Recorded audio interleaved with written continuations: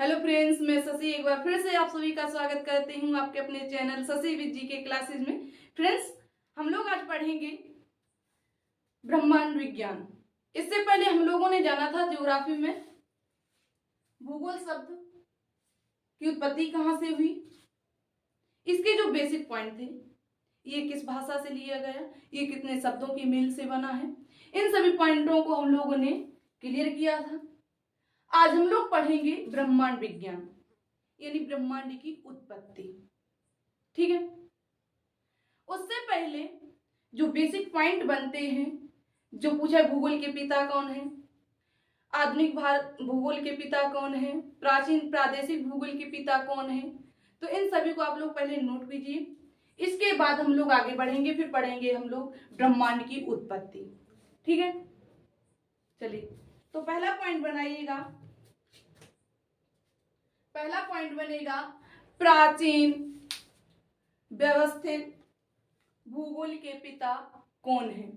क्या? प्राचीन व्यवस्थित भूगोल के पिता कौन है? तो सभी लोग कमेंट बॉक्स में बताएंगे, कमेंट करके और नोट करेंगे। प्राचीन व्यवस्थित भूगोल के पिता, प्राचीन व्यवस्थित भूगोल के पिता।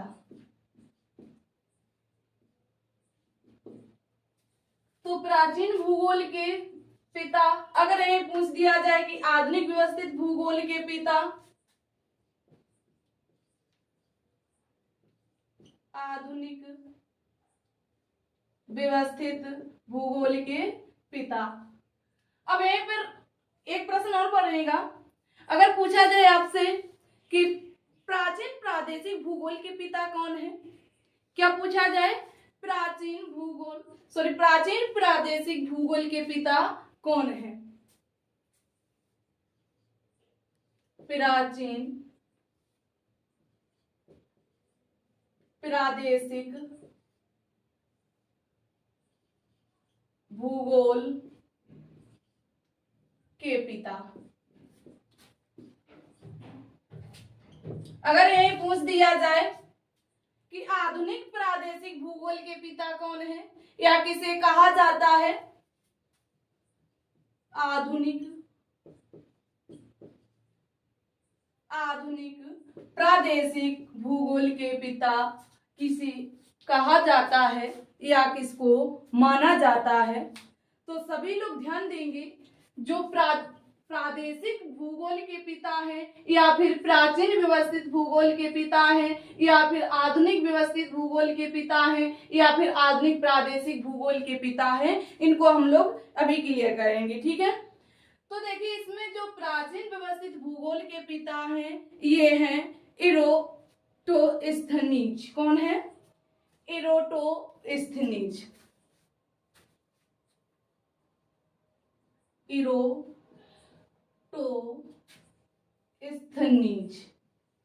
ठीक है, ये किसके पिता माने गए?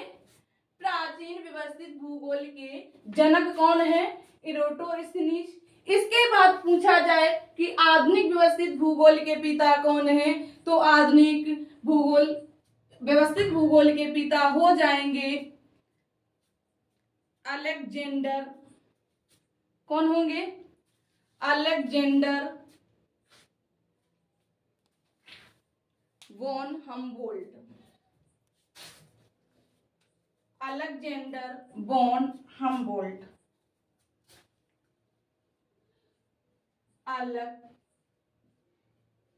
Alexander von Humboldt. ठीक है, अगर कहीं पर ऑप्शन में ये पूरा नाम ना मिले तो हम लोग क्या करेंगे? हम्बोल्ट। अगर पूरा नाम नहीं मिलेगा तो क्या मिलेगा? हम्बोल्ट मिलेगा।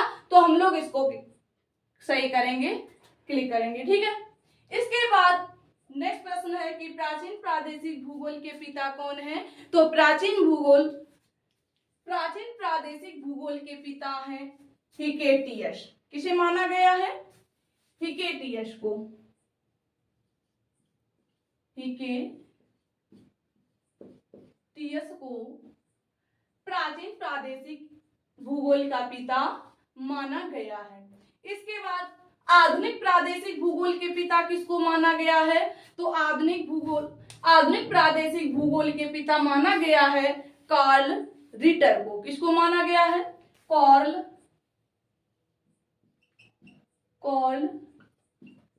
रिटर को आधुनिक प्रादेशिक भूगोल का पिता माना गया है। ये क्लियर हो गया। अब हम लोग आते हैं अपने पॉइंट पर, ब्रह्मांड की उत्पत्ति, यानी हम लोग पढ़ेंगे ब्रह्मांड विज्ञान, कॉस्मोलॉजी। ठीक है, तो ये नोट करो, ये इम्पोर्टेंट है इसलिए हमने आपको नोट कराए हैं।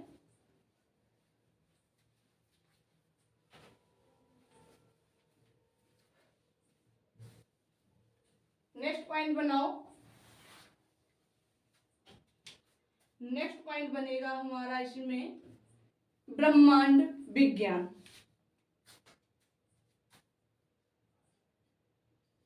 ब्रह्मांड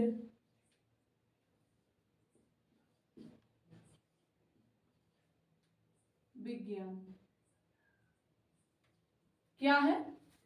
ब्रह्मांड विज्ञान, इसको किस नाम से जानते हैं? इंग्लिश में क्या कहते हैं? तो इसको इंग्लिश में कहते हैं कॉस्मोलॉजी। क्या कहते हैं?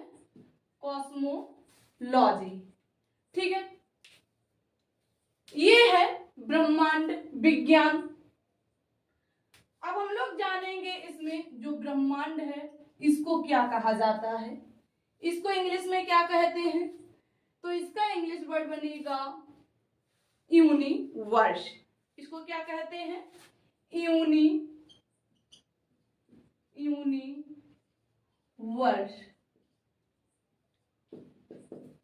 ठीक है, ब्रह्मांड। अब ध्यान देना आप लोगों को, जो हमारा ये ब्रह्मांड है ये कितने तत्वों के से मिलकर बना है? ब्रह्मांड की उत्पत्ति कितने तत्वों के मेल से हुई है? तो देखिए, जो हमारा ब्रह्मांड है ये दो तत्वों से मिलकर बना है। कितने तत्वों से मिलकर बना है? दो तत्वों से मिलकर बना है। एक है दृश्य और दूसरा है अदृश्य। कौन कौन से तत्व है? पहला है दृश्य और दूसरा है अदृश्य। ठीक है, दृश्य और अदृश्य। दृश्य के अंतर्गत क्या आएगा और अदृश्य के अंतर्गत क्या आएगा? दृश्य क्या होता है? दृश्य होता है पदार्थ। क्या होता है? पदार्थ। और अदृश्य ऊर्जा, एनर्जी, ऊर्जा। पदार्थ यानी मैटर,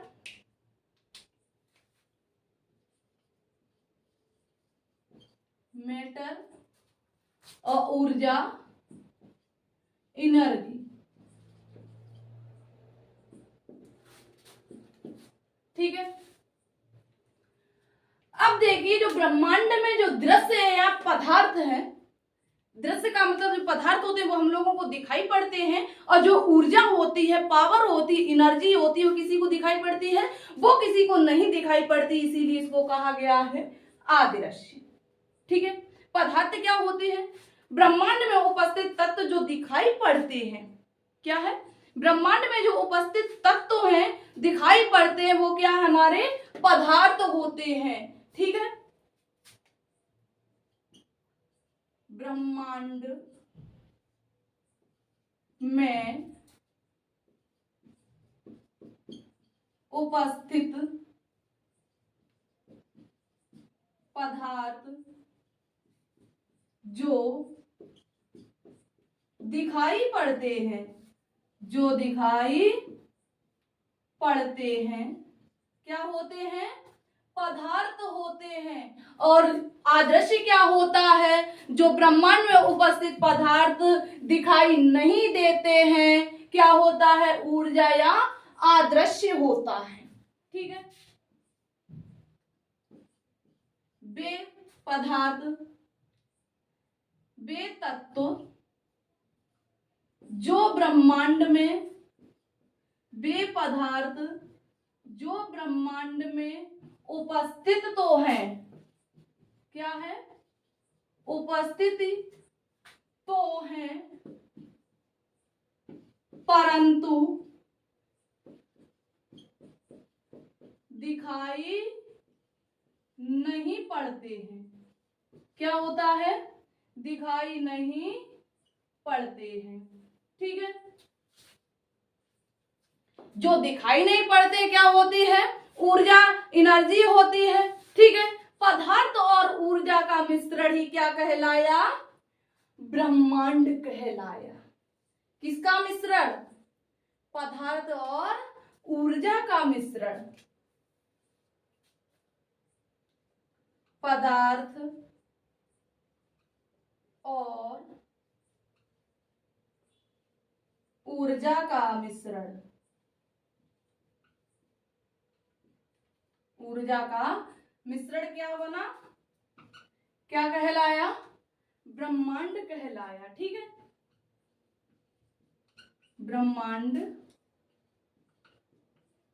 कहलाया। क्लियर हुआ, चलिए ये नोट किया आप लोगों ने।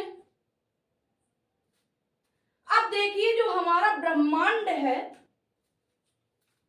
ब्रह्मांड का निर्माण कैसे हुआ है, ब्रह्मांड तो कहलाया तो है पदार्थ और ऊर्जा का मिश्रण रूप ब्रह्मांड कहलाया। अब इसका निर्माण कैसे हुआ, इसमें कौन कौन सी चीजें पाई गई, विभिन्न प्रकार के खगोलीय पिंड, क्या है, विभिन्न प्रकार के खगोलीय पिंडों के ब्रह्मांड का निर्माण हुआ है। किससे, विभिन्न प्रकार के खगोलीय पिंडों से ब्रह्मांड का निर्माण हुआ। हमारे ब्रह्मांड में बहुत सारे खगोलीय पिंड है, सूर्य है, तारा है, चंद्रमा है, पृथ्वी है, आकाश गंगाएं हैं, ये सब क्या है, खगोलीय पिंड है। ठीक है, तो लिखिए इसमें विभिन्न प्रकार के, विभिन्न प्रकार के खगोलीय पिंडों से ब्रह्मांड का निर्माण होता है। पिंडों से ब्रह्मांड का निर्माण होता है। क्लियर हुआ, ये तो था ब्रह्मांड, आप लोगों ने जान लिया। अब हम लोग जानेंगे ब्रह्मांड में अंतरिक्ष, अंतरिक्ष क्या होता है, कोई बताएगा, चलिए नेक्स्ट पॉइंट बनाओ, अंतरिक्ष। हम लोग अंतरिक्ष को भी इसी प्रकार अच्छे से क्लियर करेंगे। ठीक है, आप लोगों को हमारे साथ ही रहना है क्लास के एंड, ताकि आपको सारे पॉइंट अच्छे से क्लियर हो जाए, एक भी पॉइंट छूटने ना पाए, ताकि क्लास में कोई भी, देखिए हम कोई भी टॉपिक पढ़ते हैं, अगर हमारा कोई भी पॉइंट होता है, कोई भी बिंदु क्या होता है, डिसमिस हो जाता है, जिसको हम नहीं पढ़ते हैं, तो हमें पूरा चैप्टर समझ में नहीं आता है। तो इसलिए आप लोगों को क्लास के एंड तक रहना है। ठीक है, तो आइए पॉइंट बनाइए, अंतरिक्ष, अंतरिक्ष, अंतरिक्ष। ठीक है, बनाया सभी ने पॉइंट, अंतरिक्ष ये क्या होता है, खगोलीय पिंडों के मध्य का खाली स्थान क्या कहलाता है, अंतरिक्ष कहलाता है। जो ब्रह्मांड का निर्माण हुआ है खगोलीय पिंडों के मिश्रण से, उसमें जो रिक्त स्थान बचता है, वैसे ब्रह्मांड में कोई भी खाली स्थान नहीं है। लेकिन लेकिन जो भी थोड़ा बहुत बचता है, जो मध्य की दूरी होती है, वो क्या कहलाती है? अंतरिक्ष कहलाती है। ठीक है, चलिए देखिए इसमें खगोलीय पिंडों के मध्य का खाली स्थान अंतरिक्ष कहलाता है। खगोलीय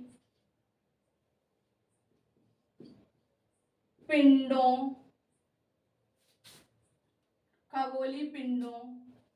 के मध्य का इस खाली स्थान, मध्य का खाली स्थान क्या कहलाता है? अंतरिक्ष कहलाता है। खाली स्थान को क्या कहते हैं? अंतरिक्ष कहते हैं। अंतरिक्ष कहते हैं। ठीक है, सॉरी, क्लियर हुआ? अब देखिए जो हमारा अंतरिक्ष है ये कितने भागों में बांटा गया है। अगर आपसे पूछा जाए कि स्थिति के आधार पर अंतरिक्ष को कितने भागों में विभाजित किया गया है, कितने वर्गों में रखा गया है, तो ध्यान देना है सभी को। स्थिति के आधार पर अंतरिक्ष को 5 भागों में विभाजित किया गया है। कितने भागों में विभाजित किया गया है? 5 भागों में विभाजित किया गया है। किसके आधार पर? स्थिति के आधार पर। स्थिति के आधार पर अंतरिक्ष को 5 भागों में बांटा गया है। क्लियर हुआ? 5 भागों में।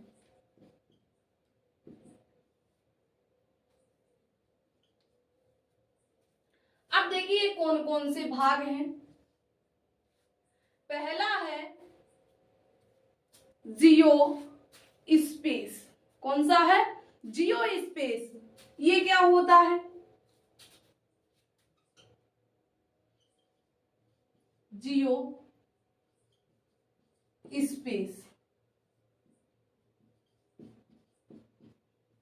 जियो स्पेस ये कौन सा भाग है?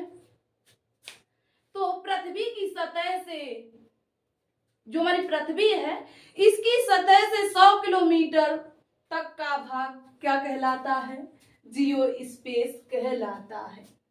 कितने किलोमीटर तक के भाग को जियो स्पेस कहते हैं? 100 किलोमीटर की जो दूरी का स्थान है, जो भाग है, उसको क्या कहते हैं? जियो स्पेस कहते हैं। नोट करेंगे। पृथ्वी की सतह से 100 किलोमीटर के भाग को क्या कहते हैं? 100 किलोमीटर तक के भाग को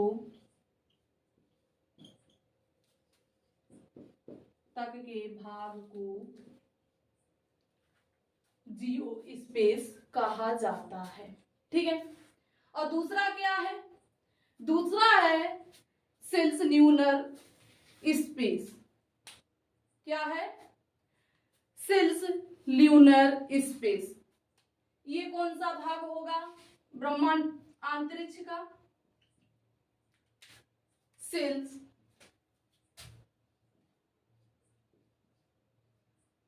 ल्यूनर स्पेस।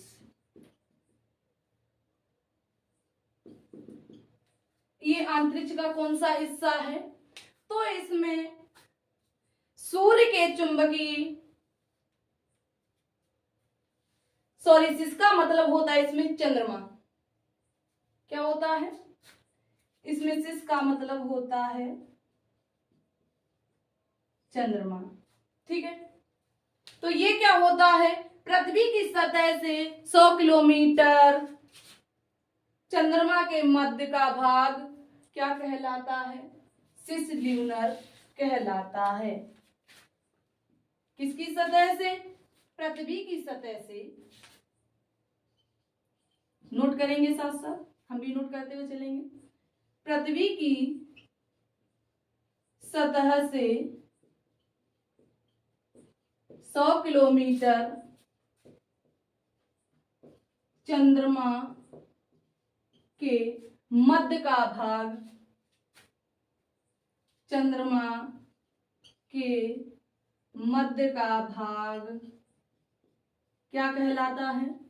सिसल्यूनर स्पेस कहलाता है। ठीक है। अब तीसरा है हेलियो स्पेस। तीसरा कौन सा है?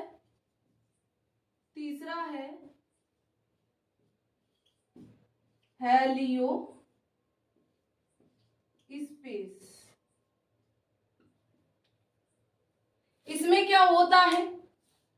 हेलियो का मतलब है सूर्य। क्या है? सूर्य। इसमें सूर्य के चुंबकीय प्रभाव का क्षेत्र जो होता है हेलियो स्पेस कहलाता है। क्या होता है? सूर्य के चुंबकीय क्षेत्र का भाग, सूर्य के चुंबकीय प्रभाव का क्षेत्र, सूर्य के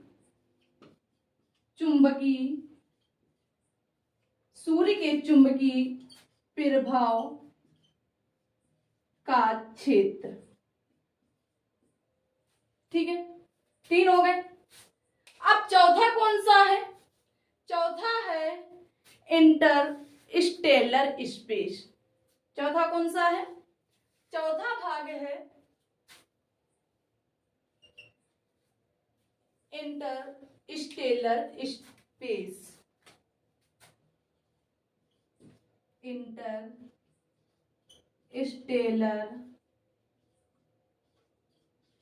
स्पेस ये कौन सा भाग होता है अंतरिक्ष का? स्टेलर का, इंटरस्टेलर का मतलब होता है तारा। क्या होता है? तारा। तो इसमें क्या होता है? 2 तारों के मध्य का जो भाग होता है उसको इंटरस्टेलर स्पेस कहा जाता है। क्या है? 2 तारों के मध्य का भाग क्या कहलाता है? इंटरस्टेलर स्पेस कहलाता है। ठीक है। इसके बाद 5वां है इंटरगैलेक्टिक स्पेस। 5वां कौन सा है? Intergalactic space. इंटरगैलेक्टिक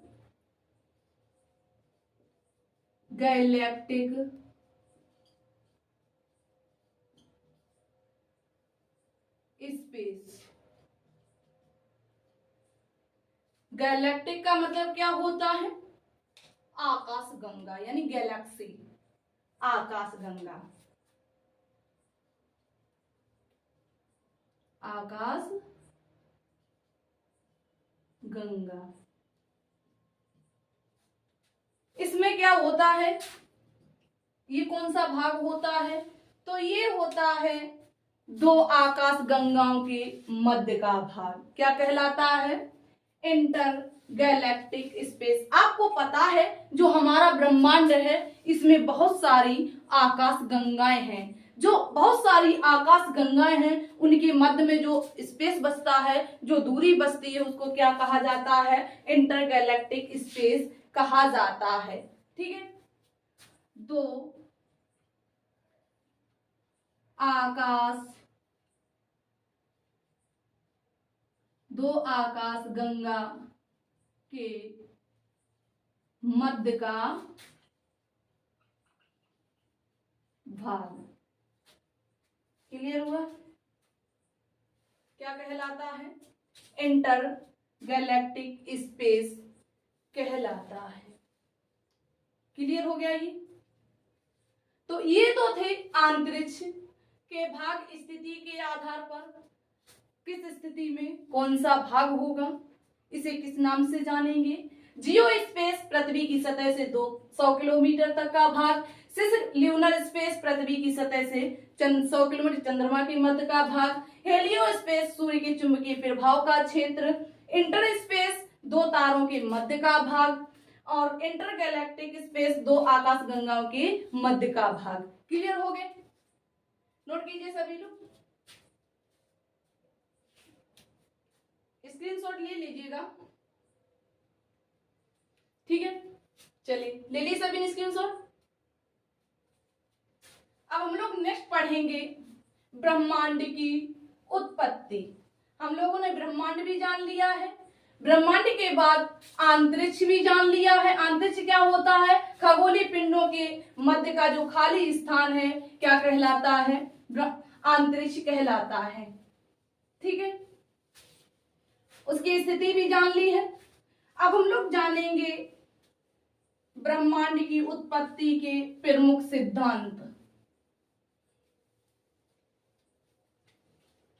किसने किसने कौन से अपने सिद्धांत रखे हैं? बहुत सारे भूगोलवेत्ता हुए हैं जिन्होंने अपना अपना मत रखा है। ठीक है, अपने अपने सिद्धांत दिए हैं, अपनी अपनी थ्योरी दी है। ठीक है, तो इसमें पॉइंट बनाइएगा ब्रह्मांड की उत्पत्ति के संबंध में दिए गए सिद्धांत।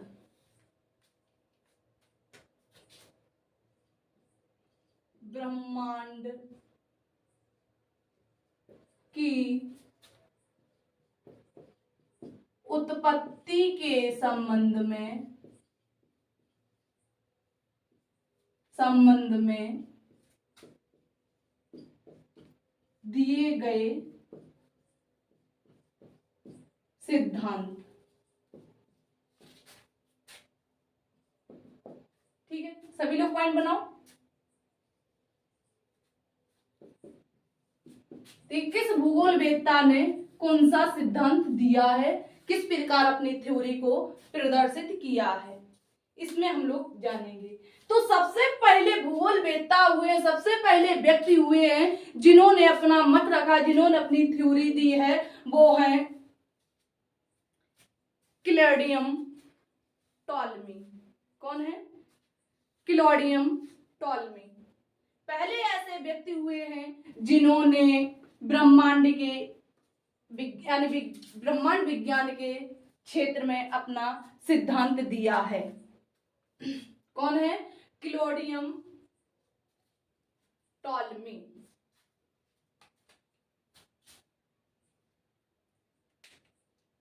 क्लॉडियम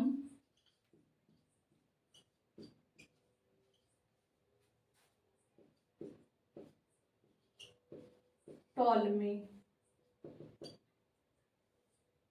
ठीक है, अब इन्होंने कौन सा सिद्धांत दिया है?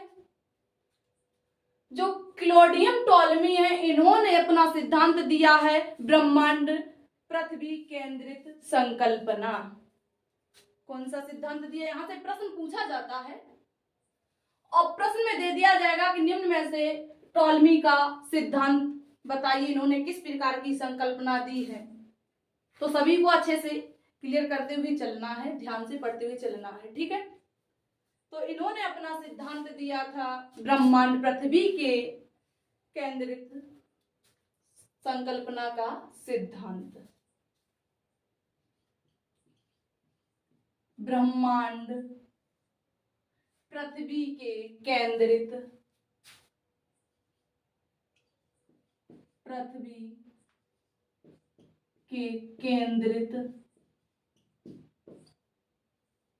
संकल्पना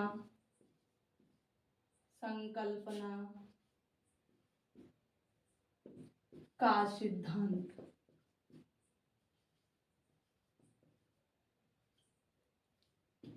ये किसके द्वारा दिया गया है? ये दिया गया है टॉलमी के द्वारा, यानी क्लॉडियम टॉलमी के द्वारा। इन्होंने कहा है कि ब्रह्मांड पृथ्वी के केंद्र पर स्थित है। इन्होंने इस प्रकार का सिद्धांत दिया है। ये जो पृथ्वी है, ये इन्होंने पृथ्वी को ही केंद्र मान लिया। जो टॉलमी है, इन्होंने किसको केंद्र माना? पृथ्वी को ही केंद्र माना। और इन्होंने कहा है जो और अन्य पिंड हैं ब्रह्मांड में, जो अन्य पिंड हैं जैसे सूर्य है, चंद्रमा है और ग्रह हैं, आकाश गंगाएं हैं, वो किस पर केंद्रित है? पृथ्वी पर केंद्रित है। ये क्या है? अर्थ है पृथ्वी। ठीक है, ये पृथ्वी है। और इन्होंने कहा है जो अन्य ग्रह हैं ये पृथ्वी का चक्कर लगाते हैं, ये पृथ्वी पर केंद्रित है। सूर्य, चंद्रमा, तारे, आकाश गंगाएं, जितनी भी गैलेक्सी है, क्या उन्होंने कहा कि ये सभी पृथ्वी पर केंद्रित है। ये किसका मत था? ये मत था टॉलमी का। ठीक है, चलिए नेक्स्ट देखिए। नेक्स्ट अगले व्यक्ति आए, वो हैं निकोलस कोपरनिकस। दूसरे व्यक्ति आए, उन्होंने अपना कौन सा सिद्धांत दिया? दूसरे व्यक्ति हैं निकोलस कोपरनिकस।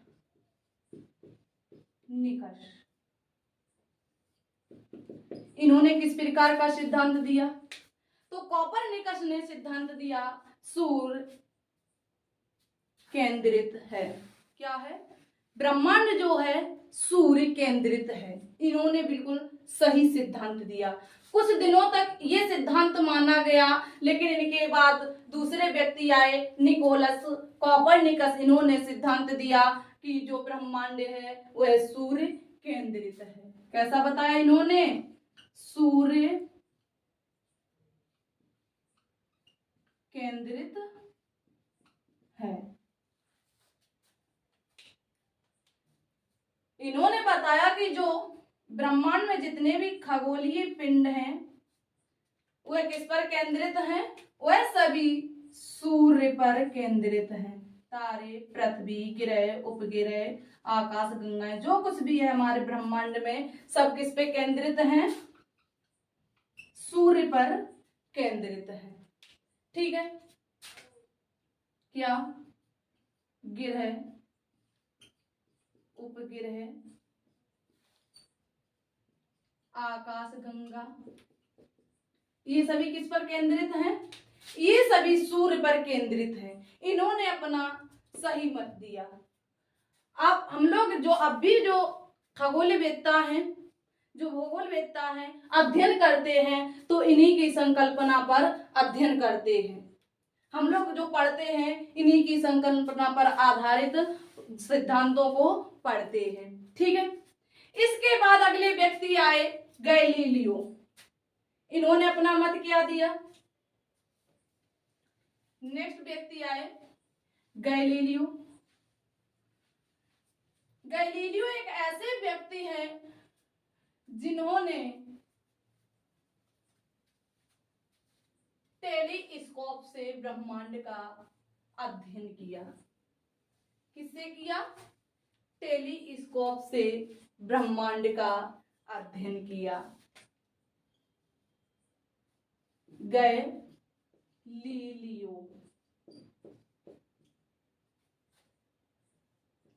ये एक ऐसे व्यक्ति हैं, अगर पूछा जाए कि सर्वप्रथम टेलीस्कोप का प्रयोग ब्रह्मांड के अध्ययन में किसने किया है, किसके द्वारा किया गया है, तो कौन हो जाएंगे? गैलीलियो, सन 1609 में। सन 1609 में। ठीक है, तो इसे नोट करेंगे कि सर्वप्रथम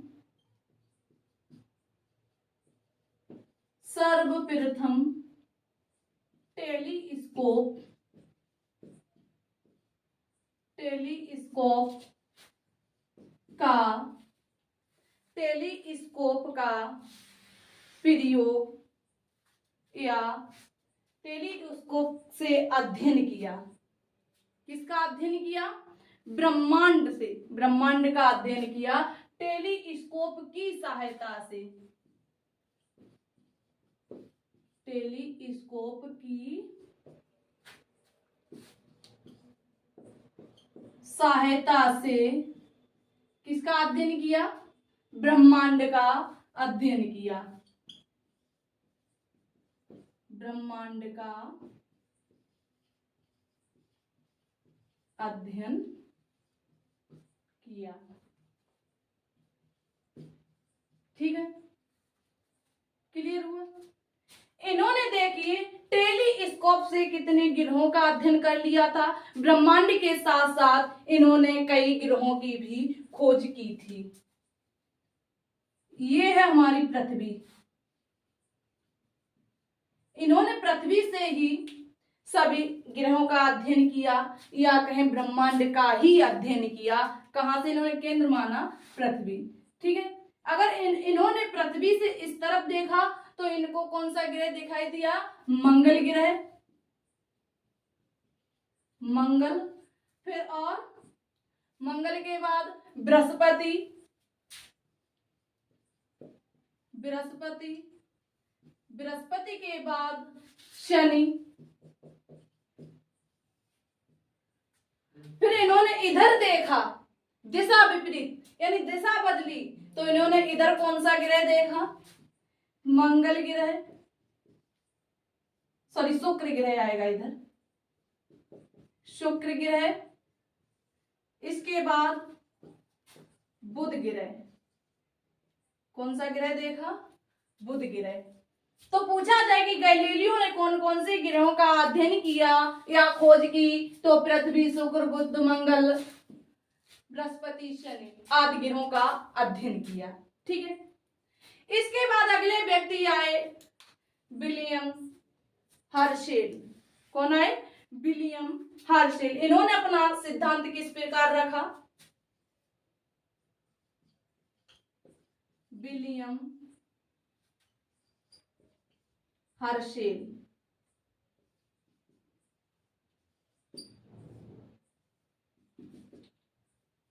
तो विलियम हर्शेल ने दूरबीन का आविष्कार करके, या इन्होंने अपनी खुद की दूरबीन बनाई और दूरबीन की सहायता से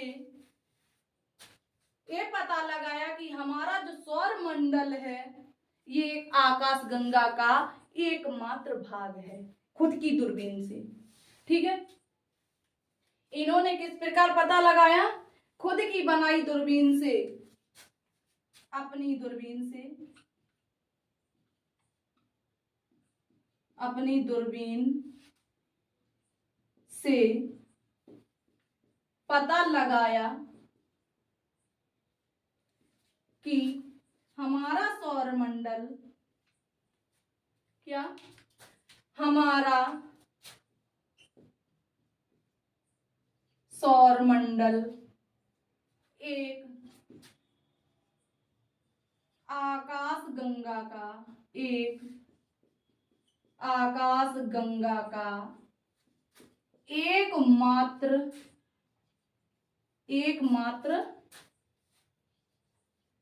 अंश है या भाग है। आकाश गंगाएं बहुत हैं और आकाश गंगा बहुत बड़ी होती है, तो जो हमारा सौर मंडल है, जो सौर परिवार है, वो एक आकाश गंगा का छोटा सा अंश है। ठीक है, ये सिद्धांत किसने दिया? विलियम हर्शेल ने। ठीक है, इन्होंने ही एक ग्रह की खोज की, अरुण ग्रह की। अगर पूछा जाए कि अरुण ग्रह की खोज किसके द्वारा की गई, तो किसके द्वारा की गई? विलियम हर्शेल के द्वारा अरुण ग्रह की खोज की गई। ठीक है, क्लियर हुआ? स्क्रीनशॉट ले लीजिएगा। इसके बाद एक और बिंदु बचता है हमारा। इसके बाद एक व्यक्ति और आए, उनका नाम था एडविन हब्बल। ले लिए सभी ने स्क्रीनशॉट? चलिए, अगले व्यक्ति आए एडविन हब्बल। इन्होंने अपना सिद्धांत किस प्रकार दिया, इन्होंने अपने सिद्धांत में क्या बताया?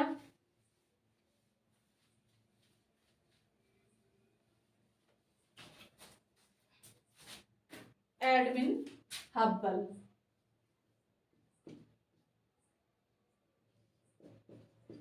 Edwin Hubble.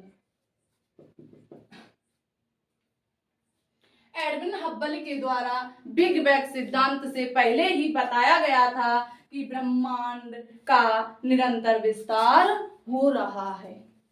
किसका विस्तार बताया गया था? ब्रह्मांड का विस्तार किसके द्वारा बताया गया, किसके सिद्धांत में बताया गया? एडविन हब्बल के सिद्धांत में बताया गया। इनकी संकल्पना थी। इन्होंने बताया कि जो बिग बैंग जो सिद्धांत है, जो महाविस्फोटक हुआ था, उससे पहले ही इन्होंने बताया था कि जो हमारा ब्रह्मांड है इसका विस्तार लगातार हो रहा है, निरंतर बढ़ रहा है। ठीक है, तो नोट कीजिएगा, बिग बैंग सिद्धांत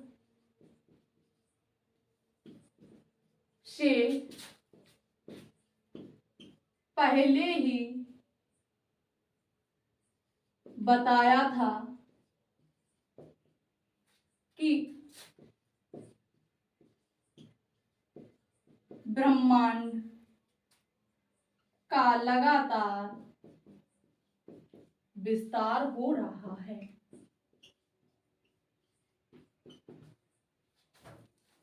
क्लियर हुआ? चलिए, तो अब आप लोगों ने जान लिए किसकी संकल्पना में कौन सा सिद्धांत दिया गया था, किसकी कौन सी थ्योरी थी। ठीक है, अब हम लोग पढ़ेंगे ब्रह्मांड की उत्पत्ति। ठीक है, किस सिद्धांत पर मानी जाती है। ये तो अपने अपने मत रखे थे, सभी ने अपने अपने विचार दिए थे, अपने अपने सिद्धांत रखे थे, अपने अपने जो कार्य थे अपने अपने कार्य बताए थे कि हमने इस सिद्धांत पर आधारित ये कार्य किया था। ठीक है, अब हम लोग पढ़ेंगे नेक्स्ट डे ब्रह्मांड की उत्पत्ति।